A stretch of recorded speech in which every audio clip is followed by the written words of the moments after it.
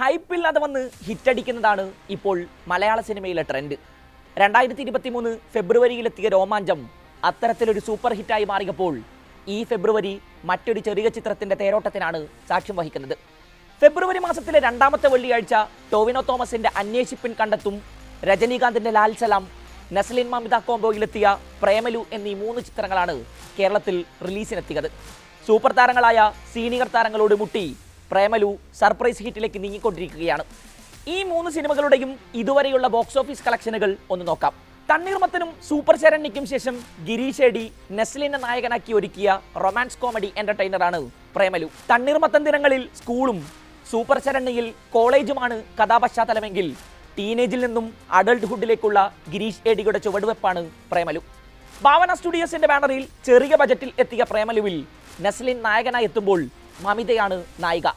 ശ്യാം മോഹൻ, അഖില ഭാർഗവൻ, സംഗീത് പ്രതാപ്, മീനാക്ഷി രവീന്ദ്രൻ എന്നിവരും പ്രധാന വേഷങ്ങളിൽ എത്തുന്നുണ്ട്. പെട്ടെന്ന് റിലേറ്റ് ചെയ്യാൻ കഴിയുന്ന സിറ്റുവേഷണൽ കോമഡികളും സ്വാഭാവിക മുഹൂർത്തങ്ങളുമാണ് പ്രേമലുവിന്റെ പ്രത്യേകത. വമ്പൻ താരങ്ങളില്ലാതിരുന്നിട്ടും റിലീസ് ദിനത്തിൽ കേരളത്തിൽ നിന്ന് മാത്രം 90 ലക്ഷത്തിലധികം കളക്ഷനാണ് പ്രേമലു നേടിയത്. തിയേറ്ററുകളിൽ വിജയം കൊയ്ത തണ്ണീർമത്തനും സൂപ്പർ ശരണ്യയും ഒരുക്കിയ ഗിരീഷ് ഏടി നിരാശപ്പെടുത്തില്ല എന്ന പ്രതീക്ഷയും ഈ ആദ്യ ദിന കളക്ഷന് ഒരു കാരണമാണ്. റിലീസിന് ശേഷം വൻ മൗത്ത് പബ്ലിസിറ്റി ലഭിച്ചതോടെ ബോക്സ് ഓഫീസിൽ വമ്പൻ കുതിപ്പാണ് നസ്ലിനും കൂട്ടരും നടത്തിയത്. രണ്ടാം ദിനം മുതൽ അമ്പരപ്പിക്കുന്ന കളക്ഷൻ സ്വന്തമാക്കാൻ ചിത്രത്തിന് കഴിഞ്ഞു.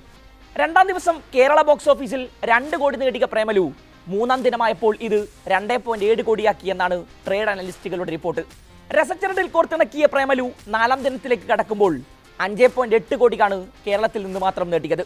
റിപ്പോർട്ടുകൾ പ്രകാരം വേൾഡ് വൈഡ് കളക്ഷനായി 9 കോടിയോളം രൂപ ചിത്രം സ്വന്തമാക്കിയിട്ടുണ്ട്. ചിത്രത്തിന്റെ ബജറ്റിന്റെ ഇരട്ടി ഇതിനോടകം കളക്ഷൻ എടുത്തു കഴിഞ്ഞുവെന്നാണ് റിപ്പോർട്ടുകൾ. ടോവിനോ തോമസിനെ നായകനാക്കി നവാഗതനായ ഡാർവിൻ കുര്യാക്കോസ് ഒരുക്കിയ ഇൻവെസ്റ്റിഗേഷൻ ഡ്രാമയാണ് അന്വേഷിപ്പിൻ കണ്ടെത്തും. ചിത്രത്തിൽ SI ആനന്ദ് നാരായണൻ എന്ന പോലീസ് ഉദ്യോഗസ്ഥനായാണ് ടോവിനോ എത്തുന്നത്.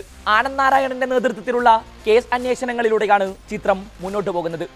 ത്രില്ലിങ്ങും എൻഗേജിങ്ങുമായിട്ടുള്ള സംഭവങ്ങൾ കൊണ്ട് സമ്പന്നമാണ് അന്വേഷിപ്പിൻ കണ്ടെത്തും. അമാനുഷികതയില്ലാത്ത ഒരു പക്ക പോലീസ് സ്റ്റോറിയെ പഴയകാല ക്യാൻവാസിൽ ഒരുക്കിയിരിക്കുന്നുവെന്നതാണ് ചിത്രത്തിന്റെ പ്രത്യേകത. ടോവിനോയെ കൂടാതെ സിദ്ദീഖ്, ഇന്ദ്രൻസ്, ബാബുരാജ്, പ്രമോദ് വെളിയനാട്, വിനീത് തട്ടിൽ, രാഹുൽ രാജഗോപാൽ തുടങ്ങിയവരാണ് ചിത്രത്തിലെ പ്രധാന കഥാപാത്രങ്ങളായി എത്തുന്നത്. പുതുമുഖങ്ങളാണ് പ്രധാന സ്ത്രീ കഥാപാത്രങ്ങളെ അവതരിപ്പിച്ചിരിക്കുന്നത്.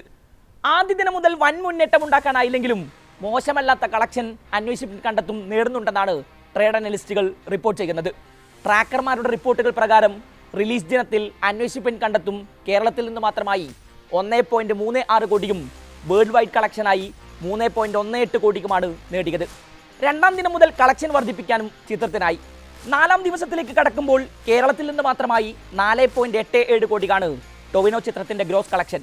8 കോടി ബജറ്റിൽ നിർമ്മിച്ച അന്വേഷിപ്പിൻ കണ്ടെത്തും വേൾഡ് വൈഡ് കളക്ഷനായി 10 കോടിയോളം നേടി സുരക്ഷിതമാക്കിയെന്നാണ് ട്രേഡ് അനലിസ്റ്റുകൾ റിപ്പോർട്ട് ചെയ്യുന്നത്. 3, വെയ് രാജാ വെയ് എന്നീ ചിത്രങ്ങൾക്ക് ശേഷം ഐശ്വര്യ രജനീകാന്തിന്റെ സംവിധാനത്തിൽ ഒരുങ്ങിയ സ്പോർട്സ് ഡ്രാമയാണ് ലാൽ സലാം. രാക്ഷസൻ എന്ന സിനിമയിലൂടെ മലയാളികൾക്ക് സുപരിചിതനായ വിഷ്ണു വിശാലും വിക്രാന്തുമാണ് സിനിമയിലെ നായകന്മാർ. ഇവരെ കൂടാതെ സ്റ്റൈൽ മന്നൻ രജനീകാന്ത് പ്രധാന വേഷത്തിൽ എത്തുന്നുണ്ട് എന്നുള്ളത് തന്നെയാണ് ചിത്രത്തിന്റെ ഹൈപ്പ് കൂട്ടിയ ഘടകം. തമിഴ്നാട്ടിലെ മുറാദാബാദ് എന്ന ഗ്രാമത്തിൽ നടക്കുന്ന വർഗീയ കലാപവും അതിന്റെ പശ്ചാത്തലത്തിലുള്ള 2 ക്രിക്കറ്റ് ടീമുകളുടെ കഥയുമാണ് ലാൽ സലാമിന്റെ പ്ലോട്ട്. രജനീകാന്ത് മൊയ്തീൻ ബായ് എന്ന എക്സ്റ്റൻഡഡ് ക്യാമിയോ റോളിലാണ് എത്തിയത്. 90 കോടി മുതൽ മുടക്കിൽ ലൈക്ക പ്രൊഡക്ഷൻസിന്റെ ബാനറിൽ നിർമ്മിച്ച ലാൽ സലാമിന് സൂപ്പർ സ്റ്റാറിന്റെ നായക തുല്യമായ അതിഥിവേഷമുണ്ടായിട്ടും ആദ്യ ദിനം മുതൽ സമ്മിശ്ര പ്രതികരണമാണ് ലഭിച്ചത്. 2.5 മണിക്കൂർ സിനിമയിൽ 40 മിനിറ്റോളം രജനീകാന്ത് സ്ക്രീനിലുണ്ടെങ്കിലും വേണ്ട രീതിയിൽ ആ സ്റ്റാർഡം ഉപയോഗിക്കാൻ മകൾ കൂടിയായ സംവിധായികയ്ക്ക് കഴിഞ്ഞിട്ടില്ല എന്നതാണ് ചിത്രത്തിനെതിരെ വരുന്ന പ്രധാന വിമർശനം.